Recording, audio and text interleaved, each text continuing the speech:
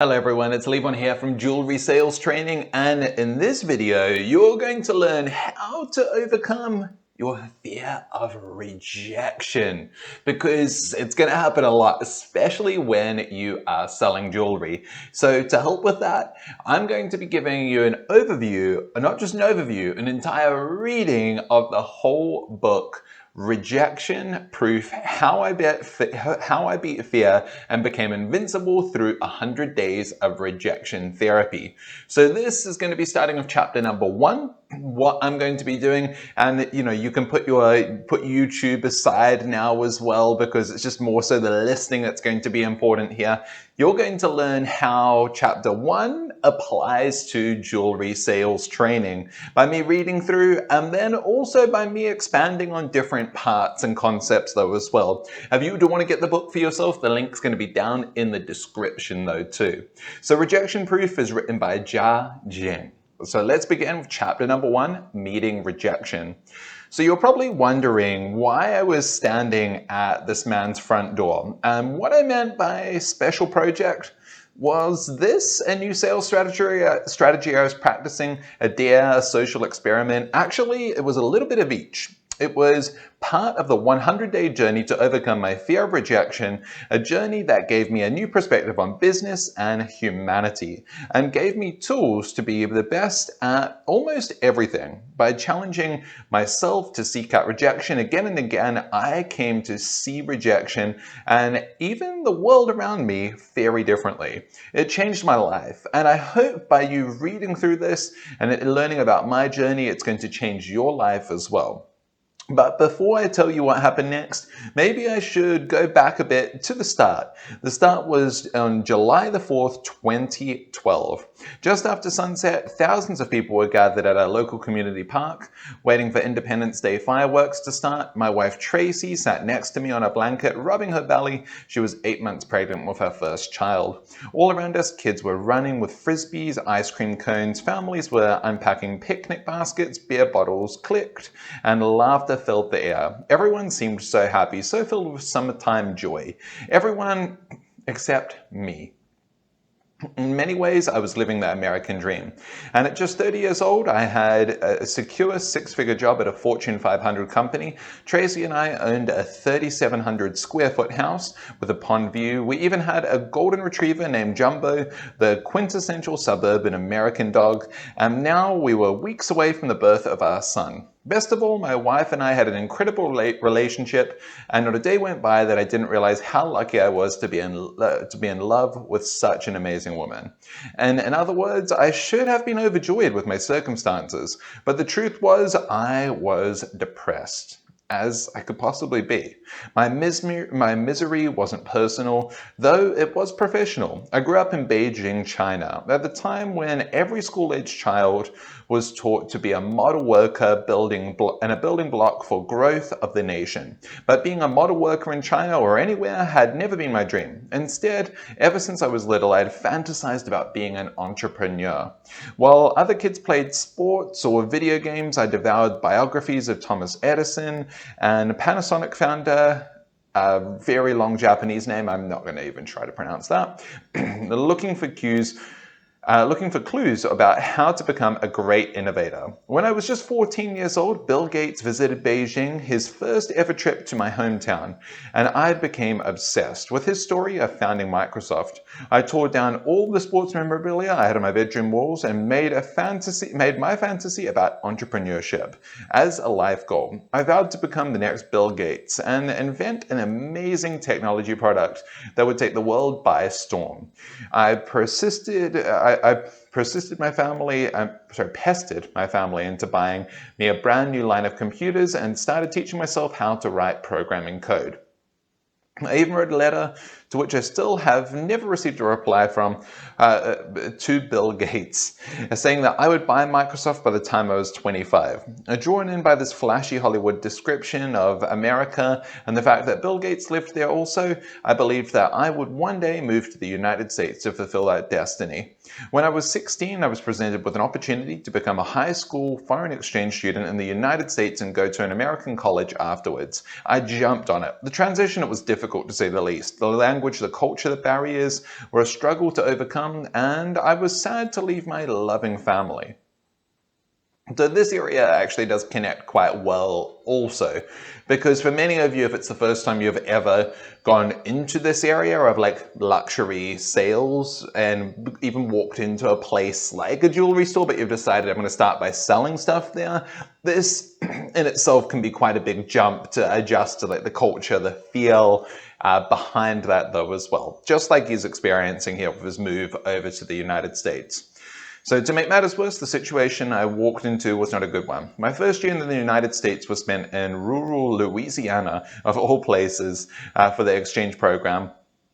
I did a lousy job background checking my host family, and as a result, my first home away from home was in a creepy house in a family full of criminals. I learned that their older son had been convicted of murder a year prior to my arrival, and it was his bed that I slept in. Even worse, 2 days after my arrival, my host parents stole all my money. Sleeping in a bed of a murderer and losing all my money was not the introduction to America that I'd been expecting. I'd left the protective, supportive bubble of my own family in China, only to land with a family that immediately broke my trust, that scared me, and I didn't know what to do. Ultimately, I reported their theft to my high school superintendent, who then reported it to the police. My host parents were arrested, and the mortified folks at the exchange program moved me to another home, luckily, the home of a wonderful family. There I not only re-experienced love and trust and gained spiritual faith, I also learned that there are good people and bad people in the world. They certainly did not treat me the same way. Throughout this shaky start, my dream of becoming an entrepreneur in America stayed as strong as ever. In fact, I didn't believe there was any way that I could fail. Becoming an entrepreneur felt more like my fate or destiny than any sort of choice on my part. The goal was so deeply embedded in my heart that I don't think I could have shaken it even if I tried to. After 1 year in high school and another 6 months at an English language institute, my English had vastly improved. Now, it was in January 1999 that I was ready for college. I still remember my first day at University of Utah, and I was 17 years old. There had been a snowstorm the night before, and the entire campus was covered in white. I can still hear the sounds my feet made, boom, boom, boom, as I walked through the snow to class that morning, leaving the first set of footprints of the day. The universe was a fresh snowfield in front of me, ready for me to blaze my own trail and become the next great immigrant entrepreneur in America. I had youth, hope, and energy on my side. Everything seemed possible. Now, my first real chance to launch my entrepreneurial dreams came when I was still in college. For years, I'd constantly been thinking up cool new devices that I could invent. One day, I was flipping through an old photo album, and I saw a picture of myself roller skating as a kid.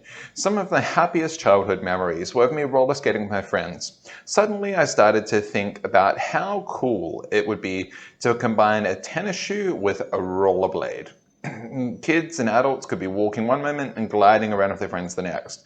The world would become a giant skate rink, and happiness would be widespread. Excited, I pulled out my sketchbook and started drawing out various ideas of how to functionally embed wheels into a shoe. I loved this idea so much that I even drew a formal blueprint to submit with a future patent application. It took me an entire weekend. Afterwards, I felt like I'd created the Mona Lisa. Now, sure, it may have not been the most life-changing idea the world had ever seen, but it was my idea. And I thought it was awesome. And it could be the invention that launched my entrepreneurial career. I have an uncle in San Diego, my father's younger brother, who I've always held in extremely high regard. While my parents were both very easygoing, my uncle was very strict and demanding, which somehow made me want his approval even more. To be honest, I was scared of him as a child, but I always knew that he cared about me and wanted me to succeed. So after I moved to the United States, he and I became even closer, and I viewed him almost as another father. So much so that I would later name my son after him. I always felt so much sure of myself when he liked my ideas and my choices. So I sent him a copy of my drawings, excited to get his reaction to the shoes with wheels idea and hoping for some encouragement. Now imagine my disappointment when instead of support, I received a verbal smackdown. Now, here's another part that definitely connects back through to jewelry sales training. Most of the time, you are going to come across idols. Now, these people could be people you work with as well that are doing really, really well. Now, you might have an idea of maybe how to handle an objection in a different way, how to ask for the sale in a different way, something along those lines. Now, sometimes they're going to have still a different viewpoint, even if they are really successful. So take it as a grain of salt when you do take feedback from someone as well. Always ask for constructive criticism, but don't let that constructive criticism break you down or take you down though either. Just like he's experienced here with the feedback he got from his design. Now, as I said, imagine my disappointment when instead he received a verbal smackdown. My uncle thought the idea was silly and he chastised me for it, focusing on something that was so far-fetched when I should be concentrating on my school and improving my English. I felt so dispirited that I tossed my sketches into a drawer and never moved forward with the idea. Now, if my own uncle had rejected my idea, I felt sure that the world would hate it even more. And I wanted no part of being rejected in the public by strangers. Instead, I focused on getting good grades and continuing to improve my English, using thousands of flashcards. I spent many hours every day learning and memorizing new English words. Excelling at school was a surefire way to win the approval of my family, especially my uncle. And I didn't just want their approval, I craved it. I told myself that straight A's and an impressive vocabulary might also make me a better entrepreneur someday. My good grades did pay off in some way. I landed a scholarship offer from Birmingham Young University, where I transferred and completed college. Yet I felt like I had missed something so much bigger. 2 years later, a man named Roger Adams basically created the exact same thing, shoe skates, and founded the company Heelys. In 2007, just after its IPO, Heelys was valued at almost $1 billion, meaning my blueprint sat in a drawer gathering dust. Sadly, it's not the only blueprint in there. Over years, I've come up with dozens of new ideas, and I thought had the potential to turn into successful products. But rather than pursuing them, I just added them to the pile and then gently closed the drawer. Of course, there's no guarantee that my shoe skate innovation would have succeeded the same way that Adams did, which Adams' one was Heelys, or that of any other that would have been a foundational success or a successful company. But I never even gave them a chance, or myself a chance to even find out. I rejected my own ideas before they could even be rejected by the world. Giving up at the first sign of rejection felt much safer than putting my ideas out there to be criticized. Definitely another big part right here. So putting your ideas out into the world. If you really do have an idea of maybe how something could be displayed in the jewelry store you're working in as well, even if you are new, a new fresh set of eyes, it's good to put your side of things out there. Now, even if that does get turned down though as well, it's better for it to be turned down than to maybe that idea was so foundational and such a great idea that that store manager even wrote it on down though as well and then sent it off to his boss as well, and it gave you recognition company-wide because of that idea of how you would display jewelry was so different though as well. So never leave those things hidden. Put it out there into the world. This is another sign of how you could use the information in this book to apply it to jewelry sales training and working within a jewelry store. Now, it was much better and easier for me to do all the rejecting by myself. But every time I saw kids skating on Heelys in malls, sidewalks, playgrounds, every time I read an article about Adam turning his childhood passion into a pop culture craze, I thought that could have been me. The pain and regret were unbearable. I thought that I'd feel the freedom to become an entrepreneur after I graduated from college, with my computer science degree fresh in hand, but the opposite happened. The family, social pressures didn't fade away, and if anything, they became stronger. Instead of winning others' approval by being a good student, I now wanted their admiration by having a strong and stable career. I hadn't started a company in college, and I didn't start one after college either. Instead, I tried out job after job until I realized that being a computer programmer wasn't my thing. Scared that the path that I'd chosen has been wrong, I changed my career tracks in a way that made me feel safe. I re-entered the family comforts of school, this time pursuing an MBA at Duke University. Afterwards, I took a marketing job at a Fortune 500 company, and I thought the accolades and approval I would receive from my prestigious degree and my new six-figure income would satisfy my inner entrepreneur. Now, I couldn't have been more wrong. On the first day of my new job, my boss asked me to write a short self-introduction. One of those questions was, what would you be doing if you weren't doing this? Without hesitation, I wrote down being an entrepreneur. Someone then asked me, then why aren't you? I didn't know how to answer it. It's amazing how fast the years fly by and how big that gap can now grow between your vision and yourself and the reality of your life. Simply put, I'd sold out my dream. That teenager walking on snow hadn't become the next Bill Gates. Instead, he became a marketing manager, sitting quietly in his cozy little rung of the corporate ladder, miserably collecting a good income. Once in a while, the envy of friends or the pride of family would give me a temporary but false assurance that I was doing well in life. But for me, the relentless ticking clock of life was the sun, melting away the snowfields of my dreams and ambition. I remember one day after coming back from work, I locked myself in my closet, sobbing for hours. I hadn't cried for a long time. Now sitting on a July 4 blanket, I couldn't help but feel my entrepreneurial dreams were over, before it even had a chance to take off. If I hadn't taken that leap to try and build a startup as an 18-year-old college student, or a 22-year-old single guy, or a 28-year-old MBA, how could I do it as a 30-year-old middle-aged manager, just a few weeks from becoming a father?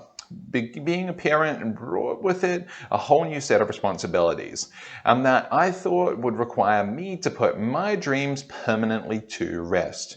A loud explosion went off in the sky, and then with darkness was lit up, and there were bright colors. Sitting there, contemplating my future, and it was almost as if I could see the sky, an imaginary slideshow of what the rest of my life would end up looking like. At work, I'd continue to sell more products, train more employees, and establish more processes. At home, we'd have one or two more kids, sending them off to school and then eventually to college. The slideshow ended at my own funeral, with someone paying a touching but typical eulogy praising my loyalty and dependability. It was a eulogy just for another good guy, not the world-changing entrepreneur I had dreamed of becoming. Tracy looked over at me, and for weeks she'd known that I was miserable. And she knew why. You could have another car, house, promotion, or job, but if you can't live with this kind of regret, she said, then my wife, my very pregnant wife, did something amazing. She issued me a challenge. She told me to quit my job, take 6 months to start a company from scratch, and work as hard as I could to build it. If by the end of that time I still had no traction, no investment, I would hop back on the corporate ladder. I felt a surge of adrenaline at the thought of truly being free to follow my dreams. But the fear quickly set in. If I failed, there would be no guarantee that I could get a job nearly as good, and I would be seen as a fool in the eyes of my friends. And then there was a small matter. Tracy's parents. Like me, Tracy was born in China, and her parents have very traditional ideas of what constitutes work and success. My father and in-law, like most fathers-in-law, was skeptical about the guy who had won his daughter's heart. But based on that, Tracy told me I learned that he liked how I provided for my family. Wouldn't quitting my job drive him over the edge? I'll take care of my parents and their concerns, she said. You just make sure that you give everything you have and leave no regret. There's been many moments in my life where I've realized that I married up, and this was one of them. For the longest time, I had fantasized about the day I'd quit my job and start a company. Now that day has arrived, and I wasn't sure how to go about it. Should I pull a Jerry Maguire, making a loud speech in the office before storming out? Or should I do something even more dramatic, making a grand exit like the JetBlue flight attendant who quit by going down the evacuation slide of his plane? I didn't do either of these things, because on the day that I gave my 2-week notice, July the 5th, I was actually scared out of my mind. My job had been the safety net for a very long time. Once I quit, I knew there was no going back. And I was about to embark on a great unknown. Also, I felt oddly worried about my boss's reaction. Apparently, my fear of rejection ran so deep that I was actually concerned that she'd reject my quitting. And I didn't want to upset her, but I knew I had to do it. So I visualized the drawers filled with dusty blueprints and mustered enough courage to knock on her office door. Once inside, I stumbled through my rehearsed speech telling her about my dream of becoming an entrepreneur. If I didn't do it now, I would never do it. And I told her, almost pleading for her to understand not to get upset. The speech was a far cry from Jerry Maguire. My boss was visibly shocked. She stared at me for what felt like minutes, and I was wondering what she was thinking. She was probably contemplating what kind of insanity had come over me. That I would give up a nice income and quit my job before having a baby. I didn't want her to think ill of me, which felt like the kind of rejection. But I didn't know what else to say, so I just sat there, shifting around uncomfortably. Eventually, she found her voice. Oh my God, she yelled. Who's going to take on all of your projects now? We have just had a hiring freeze. Now what do I do? I've been afraid of her rejection, but it was clear that she had other things on her mind. Soon after that, I started telling my friends that I'd quit my job, feeling a little surprised each time by my own words. When I made the announcement to everyone who came to our baby shower, there was an awkward silence. Instead of a pin drop, I think I actually heard a chopstick drop. 2 weeks after quitting, I walked out of the Mammoth office building for my last time, saying goodbye to my salary, health benefits, 401k, and my air-conditioned office. All my comforts and all of my excuses for not living my dream grew smaller and smaller in the rear view of my mirror as I felt excited and free, but also scared. Tracy was scheduled to deliver my son Brian in 4 days. Holy crap, I said to myself, this is for real, and I better not screw it up. Now, there's no manual for building the next big thing, but every startup begins with an idea. And I had been mulling over this for a while. Something I believed that was better and more sophisticated than the wheels on shoes. For a while, I'd been thinking about how and why people keep their promises. People make casual promises to friends, family members, and co-workers every day. What if I could develop an app that would issue some kind of points or credit for fulfilling promises? Gamifying promises could potentially motivate people to keep their word and improve their relationships and generate fun in the process. I'd spoken with plenty of friends about the idea, as well as several entrepreneurs who I admire, and the majority of them liked the idea. Some talked to me about it for hours. Their feedback told me I was onto something and gave me the confidence to finally try turning one of these entrepreneurial ideas into a reality. On the same day that I quit my job, I started looking for people to help me create my app. Specifically, I needed top-notch software engineers with the programming skills to write code. In the software startup world, I was considered a non-tech founder, meaning I had the ideas, the business expertise, but I didn't have the killer programming skills. I needed to write the app myself. So I started recruiting. I asked everyone I knew for potential leads. When I ran out of acquaintances, I approached strangers at meetups, even at local basketball courts. When I ran out of in-person options, I hopped onto Craigslist and LinkedIn. My frenetic efforts paid off within weeks. I'd assembled an international team of whip-smart engineers. The first was Vic, who was finishing his master's in computer science and already had a job offer at IBM. If I could dream it, Vic could code it. The second person was Chen, a computer scientist PhD candidate who was specialized in programming algorithms and can read advanced software architecture theory for fun.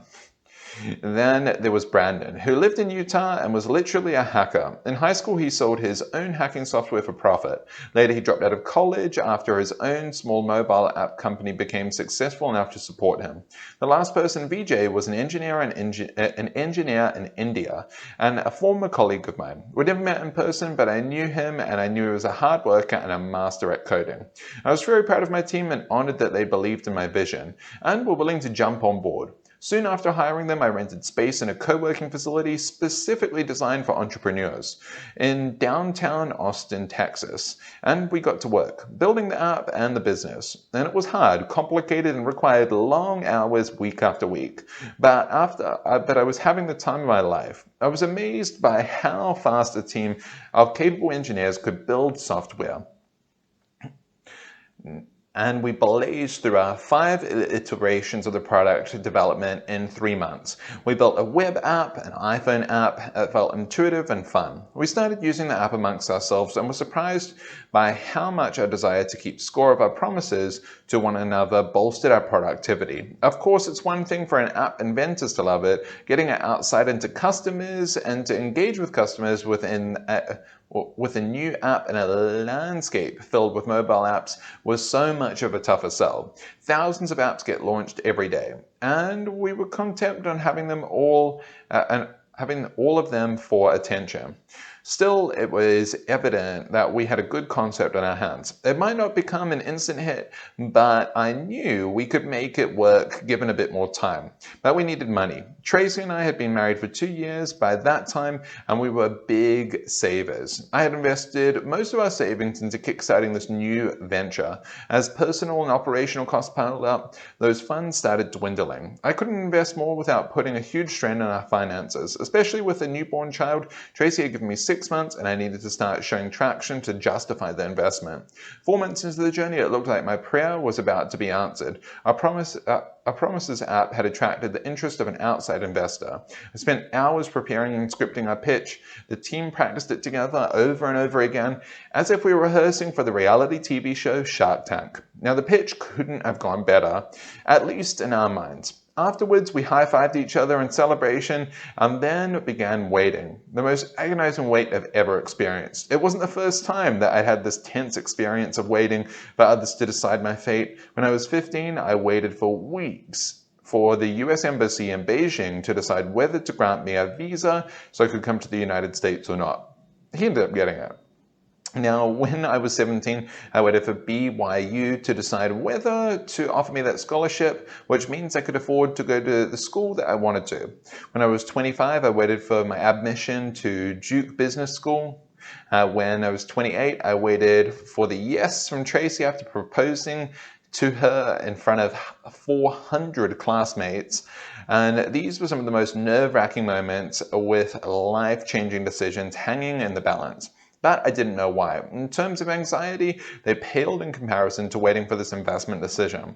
I still believed that I was destined to become a great entrepreneur, but I had just 2 months left to save my dream, and this investment felt like a lifeline. I wanted it so badly, and I actually dreamed about getting a yes from the investor 5 different times, each time waking up thinking the investment had come through, and I vividly remember picking up the phone and calling my wife and family to tell her the good news in those dreams. Several days later, I was at a restaurant attending a friend's birthday party when my phone vibrated, and it was an email from the investor. My hand started to shake, and an ominous feeling engulfed me.